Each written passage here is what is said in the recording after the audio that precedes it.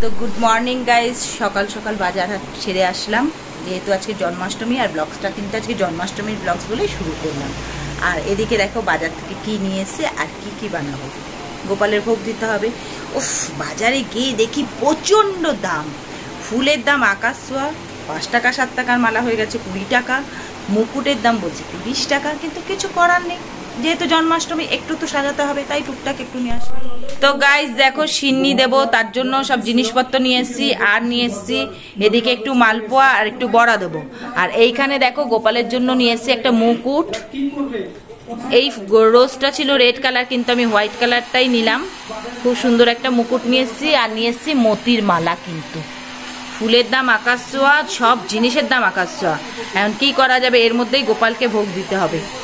দেখো এখানে কিন্তু আমার একটা হোয়াইট নয়নতারা গাছ হয়েছে, আর এখানে কিন্তু একটা বড় কুমড়ো শাক গাছ হয়েছে, ভীষণ লক করছে। আর একটু হোক, তারপরে কিন্তু আমরা কুমড়ো শাক, যদিও কুমড়ো ধরবে না সেটা আমি জানি, কিন্তু কুমড়ো শাক তো খাওয়া যাবে। আর বাইরের ওয়েদারটা কিন্তু বেশ সুন্দর, ভালো লাগছে দেখতে। দেখো এখানে কিন্তু গপু ভাই এখনো ঘুমিয়ে রয়েছে। হ্যাঁ, এখন কিন্তু উঠে পড়বে।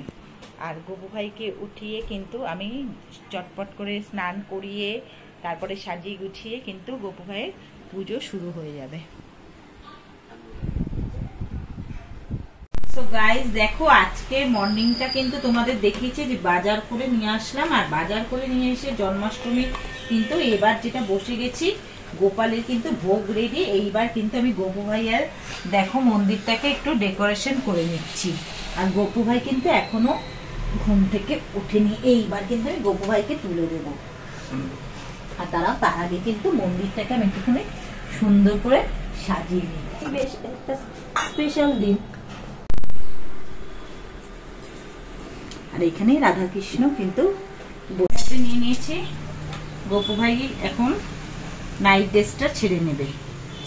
নাইট ড্রেসটা ছেড়ে কিন্তু এখন স্নান করে নেবে।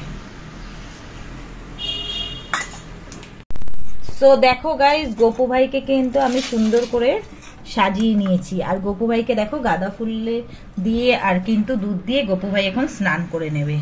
দেখো গপু ভাই কিন্তু স্নান করে নিচ্ছে। আর যেহেতু জন্মাষ্টমী, আজকে কিন্তু গপু ভাই ভালো করে স্নান টান করে জামা কাপড় পরে কিন্তু গপু ভাই এখন সাজুগুজু করে বসবে। আমি নিয়ে নিয়েছি একটা মুকুট, মালা, ফুল, বেলপাতা, তুলসী। যদিও বেলপাতাটা গপু ভাইয়ের না, মহাদেবের জন্য। এইবার আমি গপু ভাইকে দেখো সুন্দর করে জল থেকে তুলে গামছা দিয়ে পরিষ্কার করে নেব। কারণ জানো তো, দুধের একটা কিন্তু গন্ধ থাকে, তাই গপু ভাইকে কিন্তু ভালো করে আর একবার স্নান করিয়ে দিচ্ছি। গপু ভাই দেখো এখন একটা ছোট্ট প্যান্টু পরবে। এই প্যান্টটা কিন্তু আমার মাসিমণি গপু ভাইকে বানিয়ে দিয়েছিল। আমার ছোট মাসিমণি কিন্তু হোয়াইট কালারের ধুতি। এর সাথে গপু ভাই পরে নিচ্ছে গয়না। গপু ভাইয়ের হার, বালা। আর এদিকে কিন্তু আমি গপু ভাইয়ের জন্য নিয়ে এসেছি একটা মতির মালা।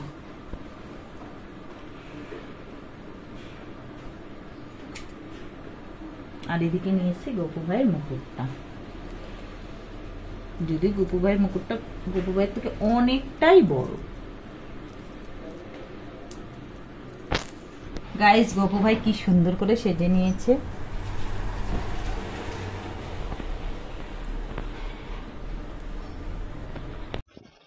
তো গাইস, আমি এখানে শিব ঠাকুরকে স্নান করিয়ে নিচ্ছি। দেখো, প্রথমে দুধ দিয়ে স্নান করে এবার কিন্তু আমি জল দিয়ে স্নান করিয়ে নিলাম। আর গপু ভাইয়াকে এখানে কি সুন্দর করে সাজিয়ে নিয়েছি। দেখো আমার আসনটা কেমন লাগছে। আর এখানে কিন্তু একটু ধুনো জ্বালিয়ে নিচ্ছি। পুজোতে কিন্তু ধুনো না হলে ঠিক আমার যেন হয় না। ধূপ ধুনো দিয়ে আরতি করাটা। এখানে গপু ভাইয়ের জন্য তালের বড়া, মালপোয়া আর সিন্নি দিয়ে কিন্তু ভোগ নিবেদন করে নিয়েছি।